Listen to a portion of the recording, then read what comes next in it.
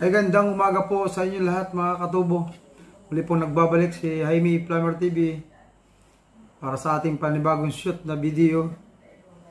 Ang content po natin ngayon is tungkol sa bracing pa rin o copper pipe, but this is part 2. Gihinang tayo ngayon ang tungkol sa copper tube and then brass fittings. Combine fittings brass for copper pipe. Papakita ko nyo sa inyo kung paano step by steps ano ang dapat na proseso para mag-umpisa ng paghihinang or we start to bracing copper pipes to brass fittings. At kung bago pa ako kayo sa channel ko, ako po bago din po ang channel, kung magustuhan nyo po ang video, huwag po kayo magdalawang isip na mag-subscribe sa aking channel. And then, kung may gusto kayo pong comment nyo po para malaman ko rin po, may pagkakamali ako kung additional video akong iangat sa akin thread o sa aking knowledge. Maraming salamat. At kung mayroon pa pong iba, ano pa man pong karagdagan, leave the comment down below. I will start now the short videos. Kasi ito kanina. Okay po. First step, okay. Alright guys, first of all, we need to do the safety. Wear my gloves. Kailangan mag-safety tayo mga kaibigan. Okay. Kailangan safety tayo. Alright guys, first. And then the eye protection. Sunglass, whatever.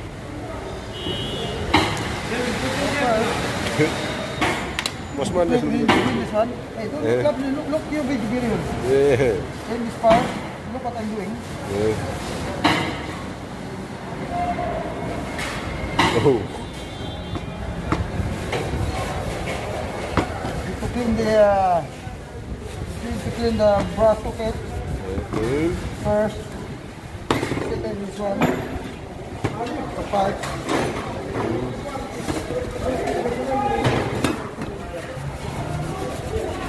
Kailangan muna linisin natin to para mag-penetrate yung flux nya. Yung flux na ginagamit natin para mag-penetrate sa flux nya sa brass to copper pipe. Okay.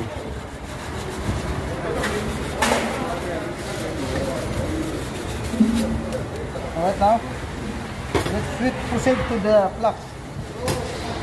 Okay? Okay.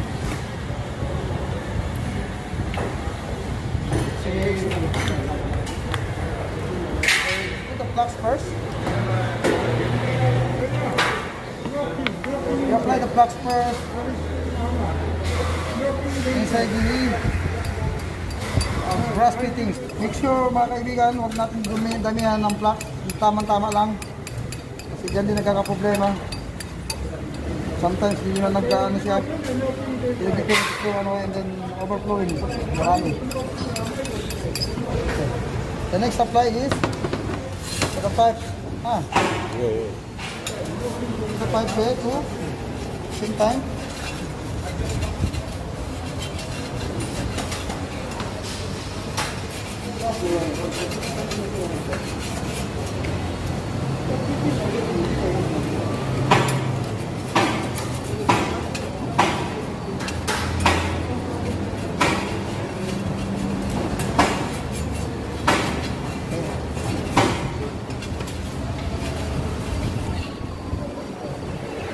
Yan ang tamang procedure para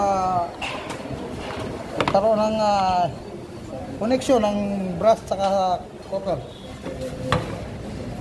Turn around so the flux getting sprayed. Okay, now we can close this one first. You are using this kind of bracing rod, cadmium pre bracing alloy. Bracing product of choice by product of cell brace. Start title. Open the gas. Put here. Is it the gauge? On top. Okay. Set the gauge. And I want to head from medium.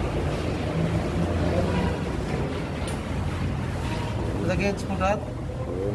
We are doing a big pressure because we are doing thick pipes. We are doing a thick pipes. Make sure before you start to greasing, you wear the safety glasses Okay. for eye protection. Yes.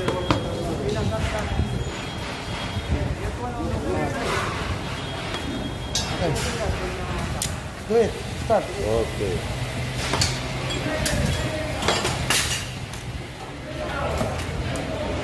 Five that.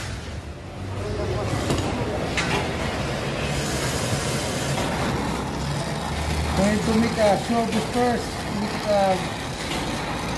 Make it a red color before we start.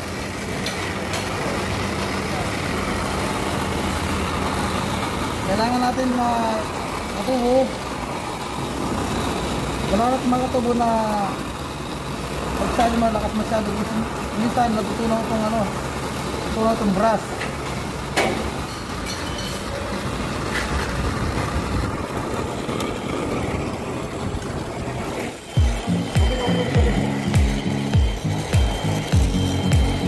Oi, press yan. Di ba may kiwa? Eh, wala yun.